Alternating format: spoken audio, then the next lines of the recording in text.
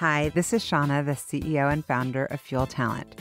One of the things I have loved most in my 25-year recruiting career has always been the stories that people tell. Stories of leadership, career choices, company ideas, and team building. My inspiration for starting the What Fuels You podcast came from being curious about people's lives and wanting to help share their stories. What path brought them to this place? What decisions did they make that led to failures and successes? Who influenced those decisions, and what lessons were learned along the way? I hope you enjoy the What Fuels You podcast. Lisa Bridge is today's guest on the What Fuels You podcast. Lisa is the president and CEO of Ben Bridge Jeweler. Ben Bridge Jeweler was founded in 1912, and it became part of Berkshire Hathaway in 2000 and still remains family-run. They now have 90 retail stores in 11 states as well as Canada. Since becoming president and CEO, Lisa has been transforming the in-store experience with a redesign that will be rolled out across the stores. She is the first female president of the company, the youngest executive in over 60 years, and also has her own collection that she created and designed. She's also a wife and soon-to-be mother very soon. Welcome, Exactly. Lisa. Thank you. So awesome to have you. We're going to start by putting you on the spot. Hopefully we don't put you into labor here. Seriously, you're Could that make it close. exciting. We Yeah. could just shake it up a little. Okay, we're going to start with rapid fire. Your favorite vacation spot? Favorite vacation spot. My family's been going to Lake Chelan every summer at the end of the summer for my entire life, since my mom was 10 weeks old, actually. Oh. And so, though we've traveled all over the world and love to travel, there's something really special about that glacier-fed lake. And Yeah. 35 of my family members all pile together and have a wonderful week. Yeah, I love Chelan. I love it, love it. What word would your family use to describe you? Joyful. Nice. I can see that. What is your all-time favorite stone? I was like, gem, stone. I was looking it up. I'm like, what's the difference between a gem and a stone? We can talk about that. I would say the difference between what makes something a gemstone is that it's rare, durable, and beautiful. And so what is my favorite? It's like, what's your favorite child? I don't know. There's something unique about each one. I love the story that each gemstone tells. Yeah. So do you get to have all sorts of jewelry? Do you have an amazing collection? I think so. I think that every woman should have a beautiful collection of jewelry. I could not agree more. I'm a jewelry person for sure. Who is a business person that you currently most admire? I really admire, I have two bosses, sort of. I have Warren Buffett and Greg Abel. And getting to know Greg over the last couple of years has been a wonderful experience, and recognizing how accessible he is. I really appreciate that he is always willing to pick up the phone when I call. Mm-hmm. And I think a lot of people prioritize in different ways, but I appreciate that he prioritizes his team and being there for them and, being a great sounding board and support. Yeah. I want to learn more about what this has been like, the whole family-run business, but acquisition. It's an interesting balance. Yeah, I definitely want to learn more about that. What's the best movie you've ever seen? I'm a big musical fan. So my favorite musical is The Sound of Music. I love The Sound I'm a of huge Music. Julie Andrews fan. Yeah. Mm-hmm. Do you watch it over and over? I do. Yeah. Although probably the most frequently watched movie in our house is My Big Fat Greek Wedding. I love that movie. You're going to end up singing those songs, by the way, to your baby girl. 100%. Those are some of my go-tos with my kids. Those are awesome. What is the most popular item sold at Ben Bridge? What's the best-selling item? It depends on the store. You don't have an overall in e-commerce? I would have to look. That's an interesting question. Yeah. What do you sell the most of? What do you feel like you're known for? Is it watches? Is it rings? It's some of all of those things. Yeah. We're really lucky that we have, it goes across all those. Our heritage is in watchmaking. Yeah. So my great-great-grandfather was a watchmaker. And so we certainly have tremendous expertise in watches.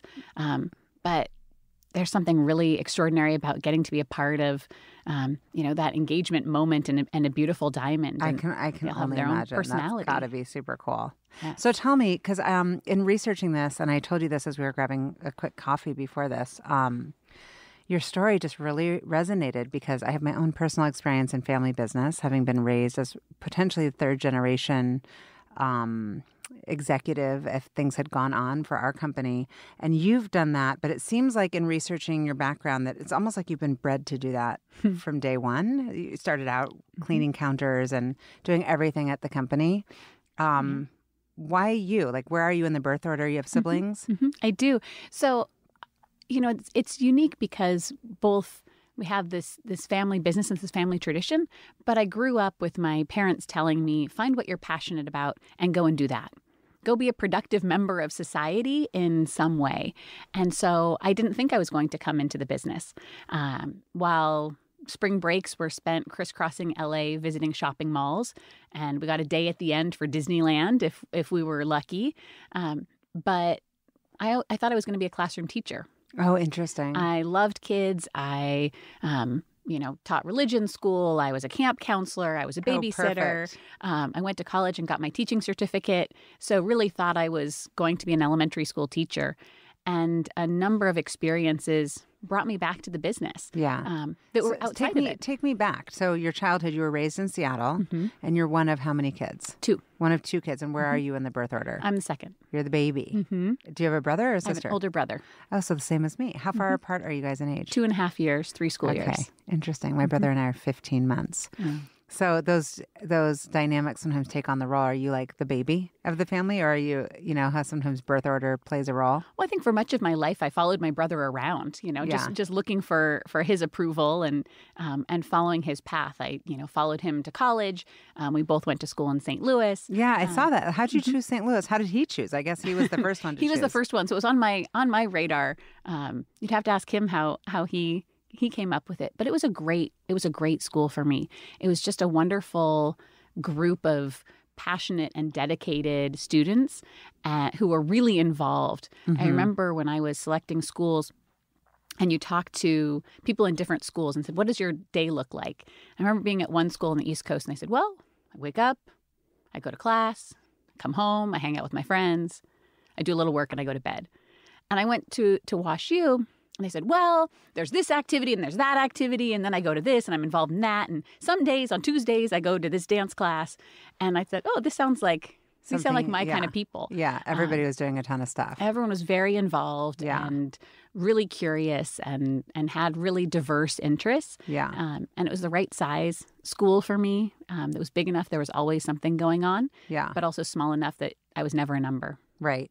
And so when you were little, how would your friends have described you? Are they surprised to see the role that you're in now with Benbridge? I don't think so. I think it depends on when the friend is from. I think my friends in college who knew me as going to be a teacher, I think probably were more surprised than my friends who knew me growing up because I had a context for the business. Right. But I've always had a passion for things that sparkle and for the business. And that was what we did on summer vacation and holiday seasons. Yeah. I don't know who was buying a diamond from a 16-year-old, but somebody did. So first of all, tell us about Benbridge, because for Seattle people, it's obviously an institution. Everyone knows the company, but apparently we have people from like random places listening to this podcast. So tell us about Benbridge. Yeah, so Benbridge, we started in downtown Seattle 108 years ago. And as I mentioned, my great-great-grandfather was a watchmaker, and he had moved from Europe and settled in a little coal mining town in Altoona, Pennsylvania. And after a few years, the coal dust wasn't great for his health. And so he journeyed across the country following the railroad, setting and maintaining the pocket watches for train conductors. And Seattle was the end of the line, so he set up a small watch shop in downtown Seattle. Interesting. And in the store that's still there on... So it's about a block from where our store is now. We moved into the store at 4th and Pike, where we are now, when that building was built in the 1920s. So we're the longest standing tenant in that building. Yeah. We've been there since it was built. But before that, we were just a block up. Yeah. And what is your earliest memory of the business? So my earliest memory of the business, it's always been a part of our life. It's the conversation. Like going with Dad to work. Well, we would go with Dad when Mom had enough of us on a Saturday, and we would, sit and open up old jewelry job envelopes before we shredded them to make sure there wasn't anything left in the job envelope. Yeah. We got paid 25 cents an hour, and you got an extra nickel if you found anything. And actually, one time my dad left me at his desk. I don't know what he was working on. I think he assumed I would be drawing on his memo pad. And he had a memo pad that said, "From the desk of Ed Bridge, President." And when he came into work on Monday, he pulled out his memo pad, and the first page was normal. He tore that off. The second page, Ed had been crossed off, and I had written Lisa. That's awesome. From the desk of Lisa Bridge, President. And he went, "Oh, that's funny." And he took the next page. And I had gone through the entire memo pad. Oh, you're like, I am destined to be president of this company. Exactly. So there was some part of me that maybe always knew. Mm-hmm. And so when you were in college, you thought maybe you'd go on to be a teacher. And is your brother in the business? He was, but has gone on to build something of his own. I'm super curious because as I mentioned in the very beginning of our chat, that I come from a family business that went awry. And so how has it been being in the family business? I know that you pride yourself on is the tenure of your employees. Some people have been there 30 plus years, 40 years. Absolutely. So they knew you before you existed. They knew you when you were just a little kid. Mm-hmm. And so how do they regard you? How's that been for you? Well, we very much have a family culture. And so as you said, we have a lot of associates who've been with us for a lifetime, for my whole lifetime. Mm-hmm. And feel very connected to the business. We had one associate announce in our operations committee meeting today, sharing after 43 years with the business that she's going to be retiring, and here's the plan for this year of how she'll transition out and pass on as much knowledge as she can. Mm-hmm. But it's somebody who absolutely has memories of me running up and down the shipping dock when I was a little kid, and so I feel very lucky that people, can both hold both of those in the same way. And so, I've seen it with, expecting a little one, and my husband Gilad always thinks it's funny that people refer to it as our baby. It's our communal baby, not just his and mine. Yeah. But it's very much a family, and we're lucky that it's not just the Bridge family, but there are a number of other families that have brought in spouses and children and cousins and relatives into the business. Oh, that's great. And so I think we've created something really special within the organization that people feel that connected and want. How have you been able to do that? Like, how would you describe your dad's leadership style, and how does that compare to yours? Well, my dad and my uncle and my great uncle and my grandfather all have always had an incredible passion for our people and a recognition that they make all of the difference, that it doesn't really matter any decision that I make. It's really all about the connection that our team has and their efforts. Yeah. And so, then they ultimately have that connection with the customer. Absolutely. Yeah.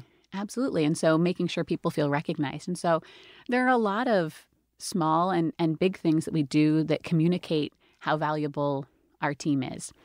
For instance, our executive team divides up, and every night somebody calls every store. So as you mentioned, we have 90 stores. So tonight, one of our executives will sit down as the first store closes at 5 o'clock, and we'll call every single store to check in on the day. 90 stores. How many executives are there? There are about 11 of us. Well, so every 11 16. days or 16 days, you're making 90 calls. Exactly right. And originally it started when we had a couple of stores, and it was really to get the figures for the day. And so today I have the figures on my computer. I can see how they did. But we still make those phone calls because what it says to somebody is you're important. Yeah. What you're doing is valuable. Somebody's paying attention. Yeah. And it gives us the opportunity, if they had a great day, to congratulate them. Or if there's something challenging in the store, they can share that. Or if they have a piece of feedback or an idea, they can share that directly. And then how does that get communicated back to the executive team? So you keep track in a spreadsheet, and it gets emailed to all the execs every night. Wow. And so we get to see, who had a great sale, or who's having a challenging time. And so we're all able to rally around each person, each store. Wow.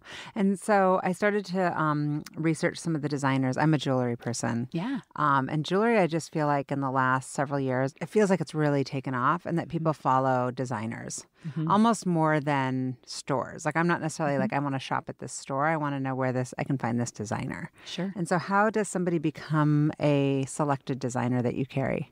Well, we're lucky that we travel the world to bring unique merchandise to our customers. And so it can be a designer. We work with some of the best in the world, whether it be Roberto Coin or David Yurman, but then also finding our own collection. So we have Toscano.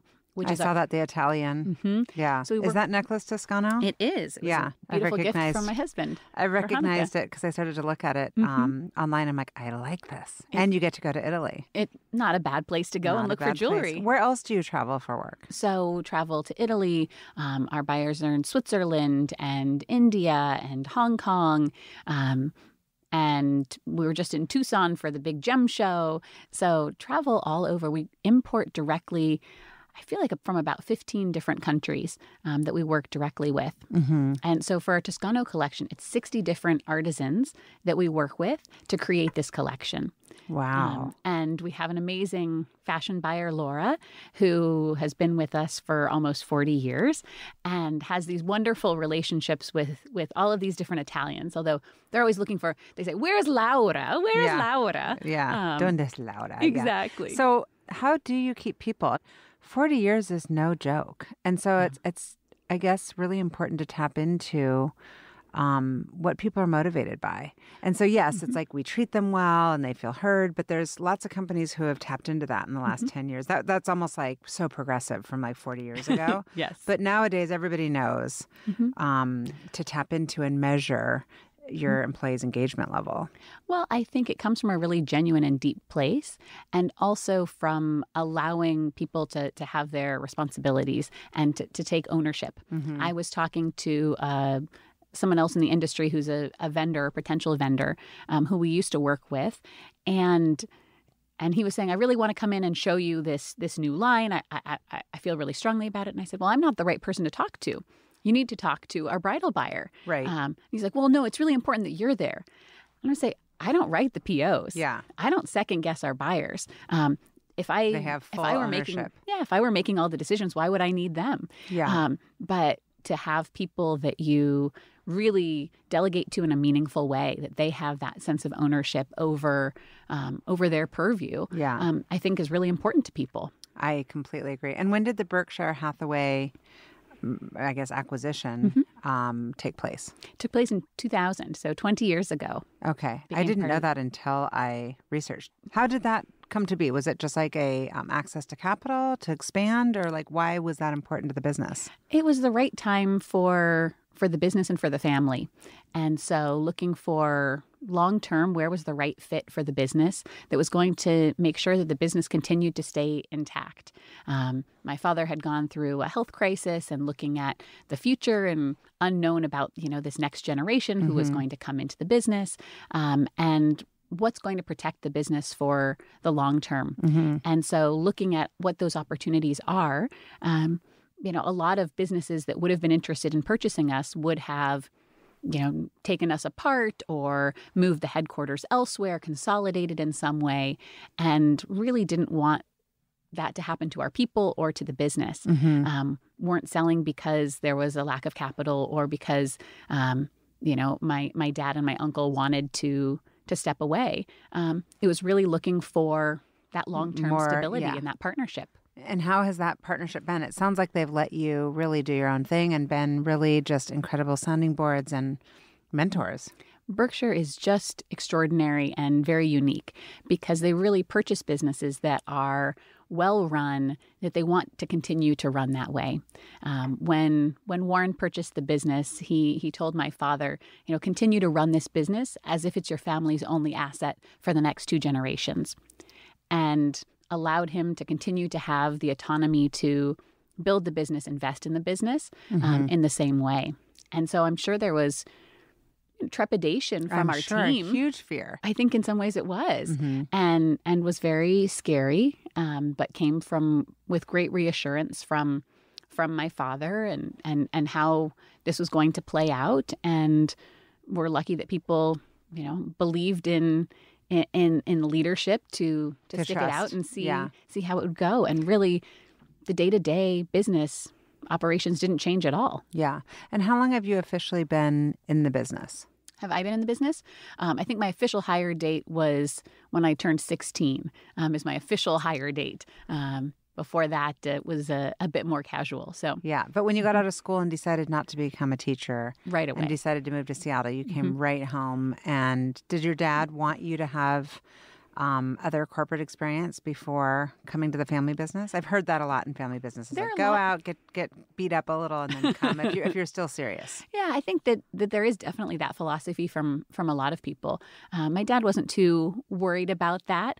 Felt like we would learn enough coming in and working with him and working for our manager. So came back and had a real role in the business, and so I feel fortunate that I held a number of different positions that helped to shape my understanding. Started working full time in the store, and though I had grown up holiday seasons working in the store, working full time day to day is different.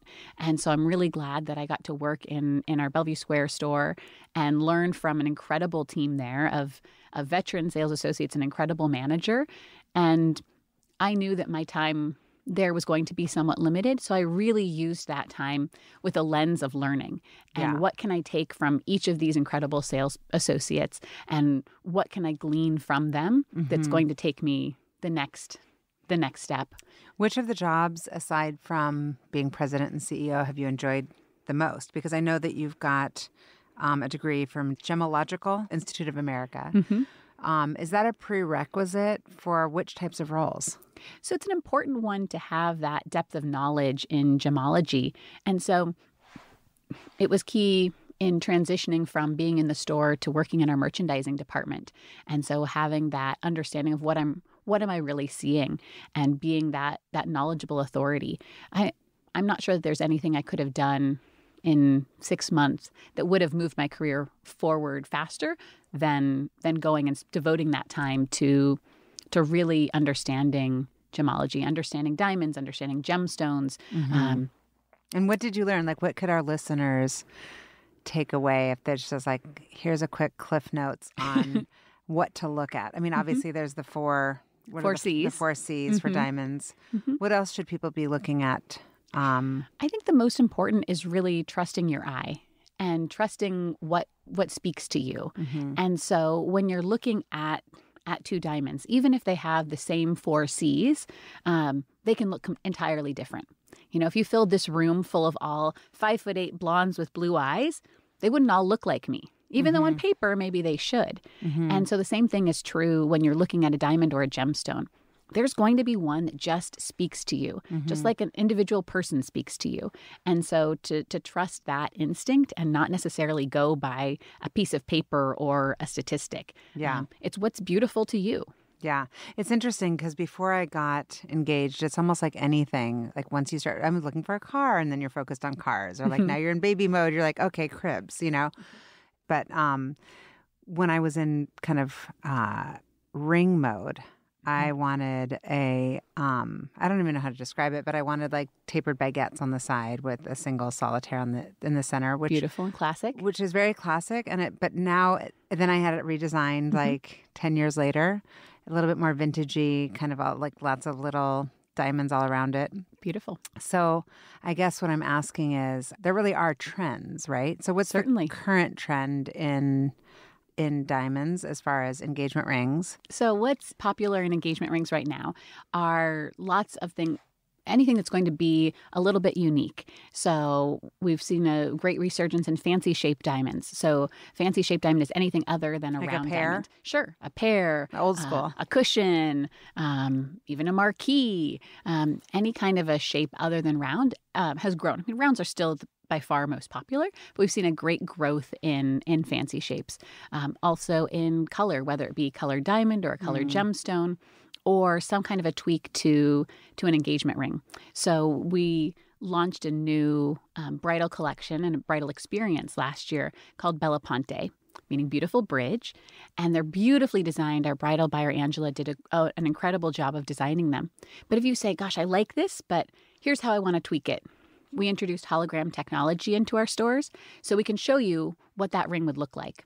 Oh, that's awesome. It's incredible. Like 3D. You can zoom in, turn it any Did you direction design you want. that or did you buy it from another company? We have a wonderful partner that developed the technology. Wow. And actually the original technology, the hologram, was the same person who did the hologram for the Michael Jackson show in Vegas. Oh, that's awesome. And so it's incredible technology. And if after we've redesigned your ring, you say, yes, that's my ring, I can send you home with a little cone to put over your cell phone that you can, while you're waiting for your ring to be made, show your friends your ring in hologram off your phone. That's super cool. So how does that compare to maybe 8 or 10 years ago when Blue Nile and these other companies were making a play to, have that experience of trying on the ring at home?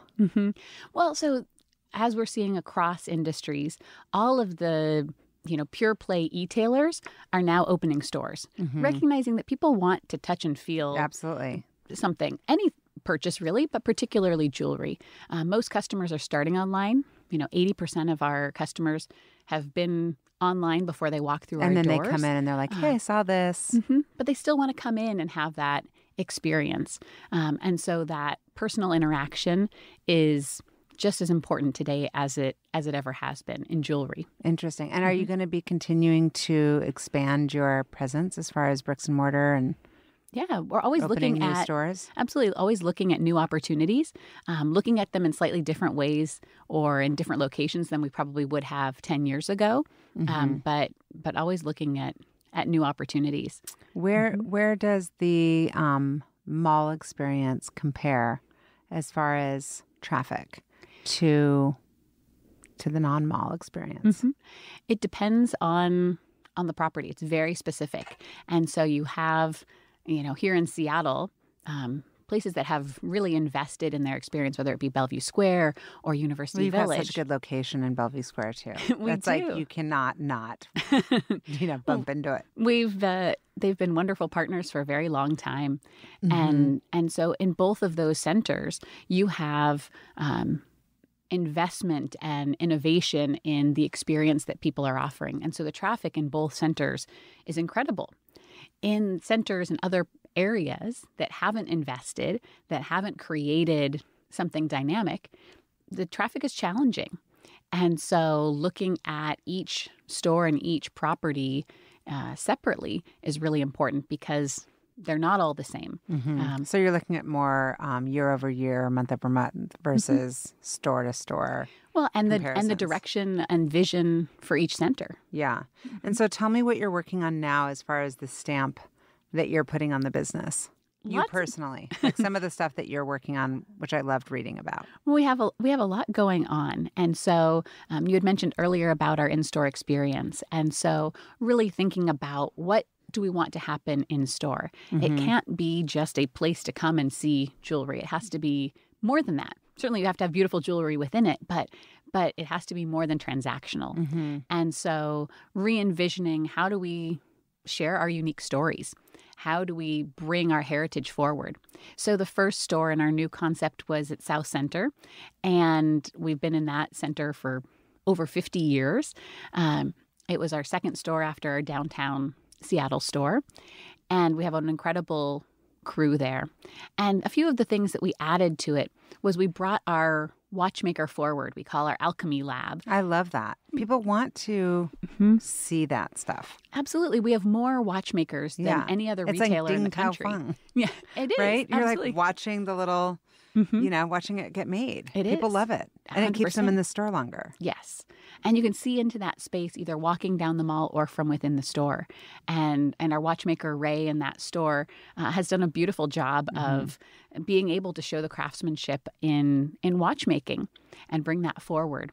We introduced a curio cabinet into the store to tell how jewelry is made. What's curio cabinet? So the curio cabinet is a cabinet that we have introduced all sorts of different objects and artifacts. So whether it's a large geode crystal, or we have one of the original diamond polishing saws that Peter, our head of merchandise, schlepped back from Botswana to put into the store. And we can really show, how does a piece of jewelry, how is it made? And so it's something to come and learn and be amazed by. And then throughout the store, introducing different areas and different ways of shopping, recognizing that if you're looking for an engagement ring, it's going to be a different interaction than if you're looking for a piece of fashion jewelry. And so rather than having the whole store be one note, having a lot of different moments throughout the store. In our South Center store, I think we have 4 different types of seating. Whether it's a high bar seating with a beautiful leather woven bar wrap, it's a big design table, it's soft seating. They're all different ways of interacting, of connecting, and of exploring. I love that. I mean, I guess you said you're rolling it out with South Center. And so will each store have this? So every store, we've made it a little difficult for ourselves because every store is a little bit different. We have not been so cookie cutter. And so each, the merchandise assortment as well as the store experience will be slightly different, but taking elements from the design and infusing them into our stores. So we now have 3 stores that are totally in the new concept here at South Center, and then 2 in Southern California. And then we also have 2 more stores that or 3 now, that we've infused elements of the new design into existing stores. And how will you measure the success of these changes? Will it just be revenue? Well, it's a key one. And really the interesting thing to see at South Center was the increase in traffic. Really wanted to create stores that felt more approachable, that felt more comfortable.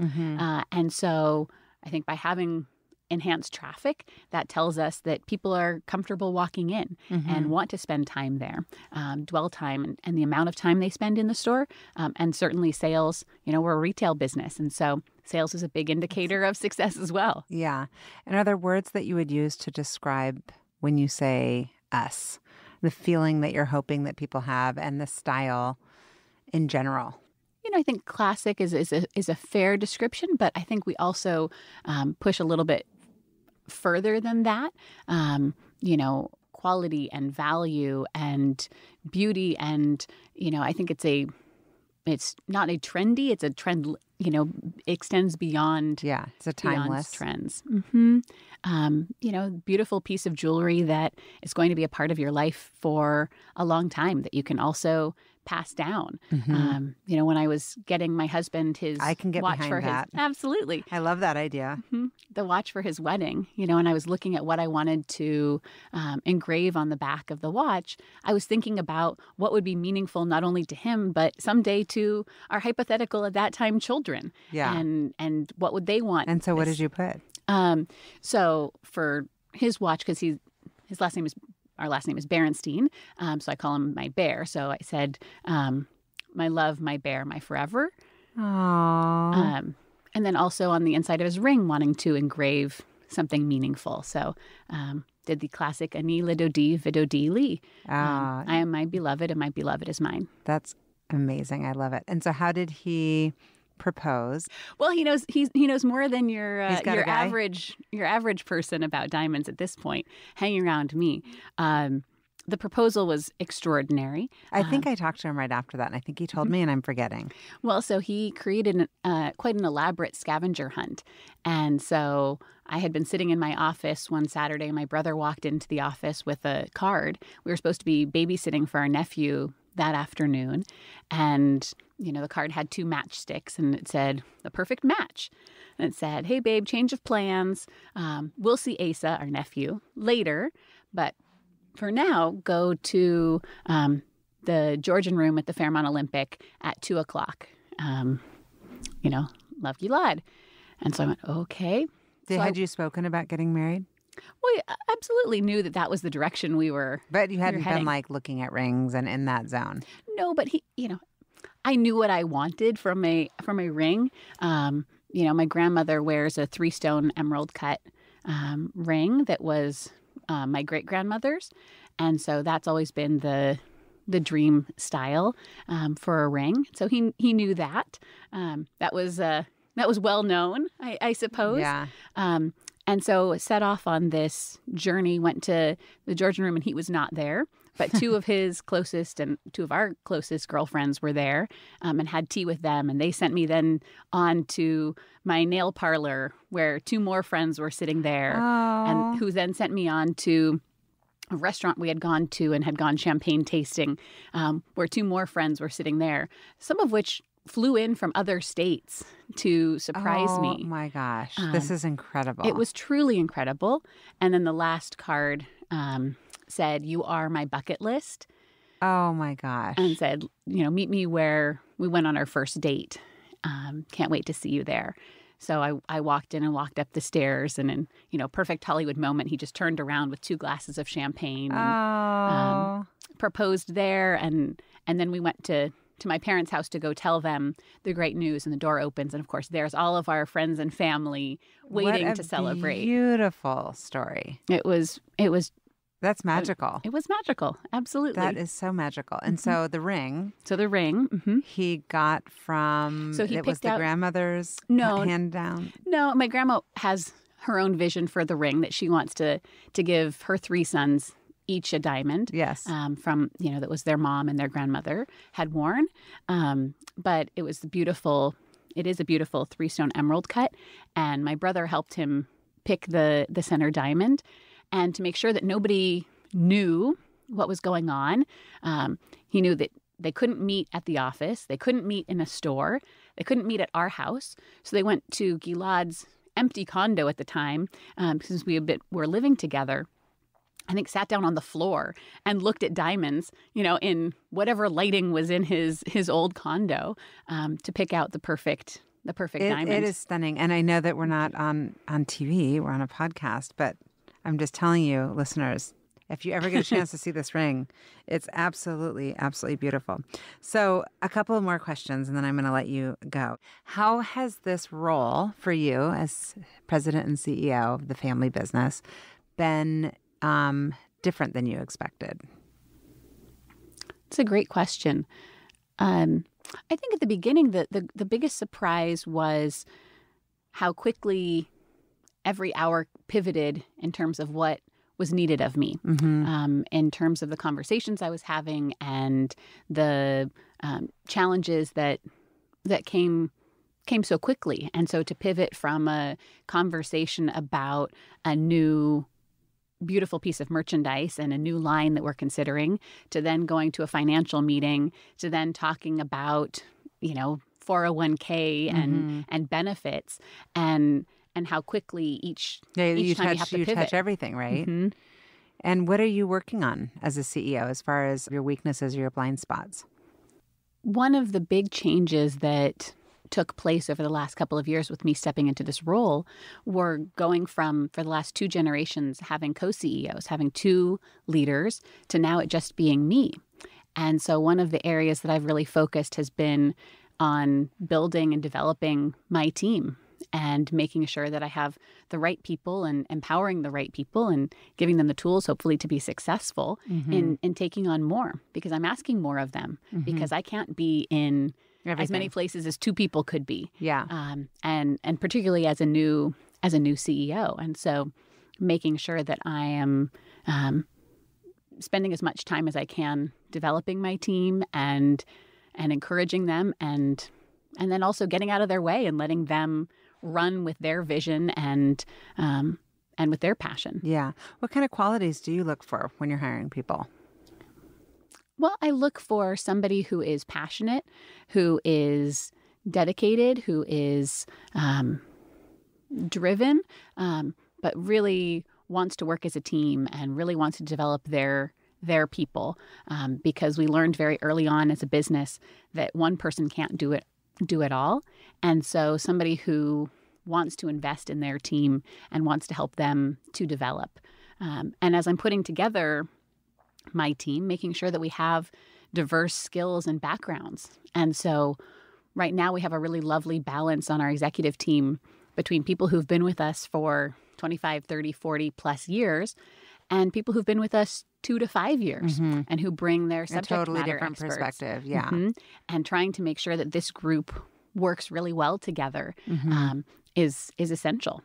Yeah, that's a whole huge other challenge, right? Mm-hmm.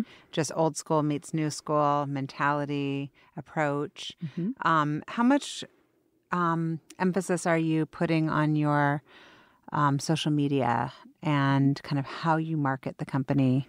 Because you're looking at a different generation. Marketing has certainly changed, and how we market, how we share our stories, and so trying to add a uniqueness to our brand and who we are and how we represent ourselves in the marketplace, and how do we tell those stories in a rich way. And so whether it's something like reassessing we've done catalogs for years and years and years and going, okay, well, does print media still make sense? We decided it does, but in a new way. And so put together, we now have twice a year our Timeless magazine that is, editorial, that is stylized and can tell the richness of our stories in a way that we weren't before in a simple, look at this beautiful ring, don't you want it? Well, I like when I looked online that there's also stories behind the designers and the sourcing and kind of their origination. Absolutely. I mean, people been seem to be much more attached to understanding who they're buying from, what the story is, and also how much pushback are you getting on people asking about where you're sourcing diamonds? Well, this has been something that we've been doing for a long time. And so you see people now talking about responsible sourcing and tracing things back. But we've had our Ikuma diamonds, our Canadian diamonds, for the last 18 years. And throughout that time, you were able, and you continue to be, you can trace your diamond back to its original mine of origin. Wow. The date that it was polished and the original rough weight that diamond was. You have the full story of this diamond. And to be able to share the incredible stories of diamonds coming out of, the subarctic, and the care that goes into protecting this pristine land. I have been there and seen the extreme lengths that they go to protect the environment and to create jobs in an area where there really weren't any jobs before, and really high quality, high paying jobs and education and an industry that will extend far past the life of the mine, and a place where when they started to mine there, they also started with the end in mind. What does it look like when we leave? How do we make sure we return this place back to this pristine environment when we're finished here? It's an amazing story that we need to continue to tell. You should feel really proud of that. And so how do you utilize your board? My executive team? Well, do you have a board of directors? Not really. Not really. No, I mean, So what role are the family members playing that aren't involved, that, your dad, your uncle? So my dad, my uncle, and my grandfather are all chairman emeritus, and so don't have an official... They're not operating roles, but they're but they're overseers. A wonderful, wonderful sounding board.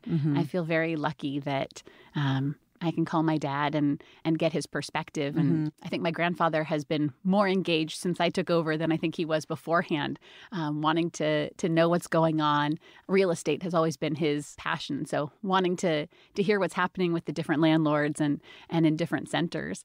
And so I have unbelievable support and perspective from them. But no official board that you're reporting into? No, other than Greg Abel and Warren Buffett. Yeah, that's incredible. And so are you able to have, Passover dinner and not talk shop? Some Has there days. ever been a family dinner without talking a little bit of biz? Potentially. I'd have to think about that one. I mean, I think ultimately, yes, we have wonderful relationships outside of the business as well. I feel very lucky to have an incredible family. I mean, I don't know your family. I know my family knows your family. And I always have thought in the mentality, because of how I was raised, like family business means risky business. And it sounds like your family's been able to, I don't know what to attribute that to. Is that just communication? I think we're really lucky that it has really worked well in our family. I think that John and Ed and Bob and Herb, the last two generations, worked really well together as co-CEOs because there was a deep underlying respect for one another and an understanding of the unique set of skills that each brought to the business. I think that's a key part of it, is it's like, let's find our lanes and let's not try to both do the exact same thing all the time. Absolutely right. So it must be just incredible pressure for you. And you don't seem to be pressured. You seem very relaxed.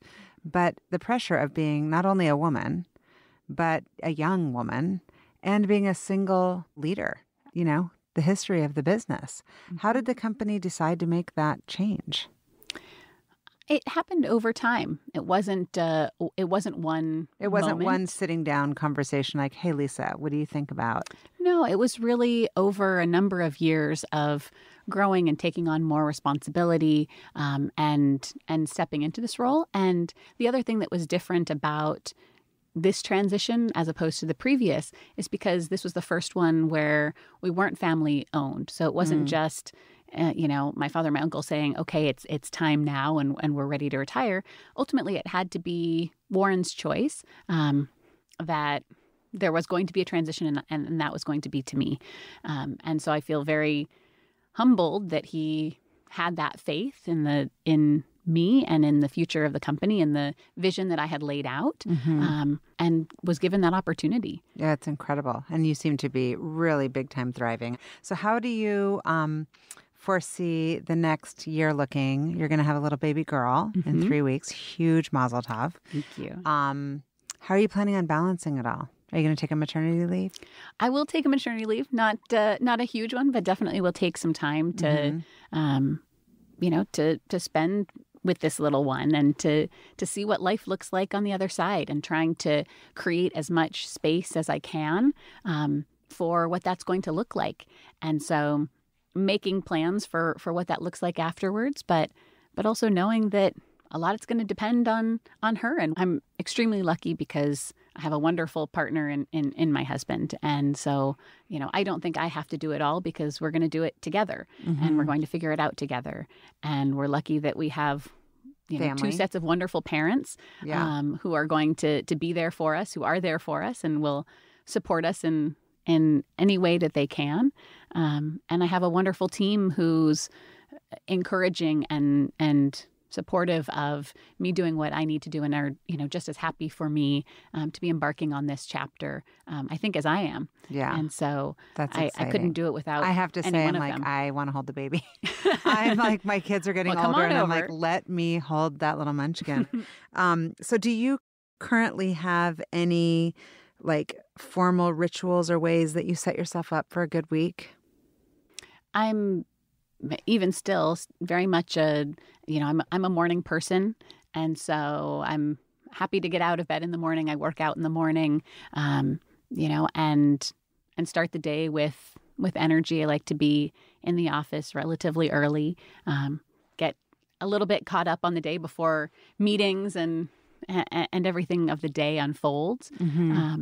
But doing something for myself in terms of centering myself, whether it's not running at the moment, but I'll get back to running at some point here. Running. Maybe it'll be like Pilates or yoga. Exactly. But cycling or yoga or, I finally decided last week I was probably done with my boot camp class for the time being. Yeah, I figured 36 weeks was good enough. You're a little extra pregnant for that. Yeah. But it's smart. I mean, you're going to be in shape quickly right afterwards. Well, and it provides for, I think, a clearer perspective. Oh, for sure.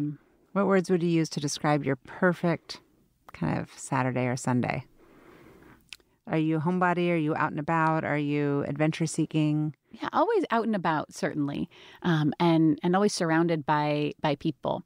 We're definitely extroverts and have an incredible group of people, both family and friends, in our life. So definitely the perfect Saturday would include a lot of time with family and friends and probably some great food, definitely foodies. So love to do that.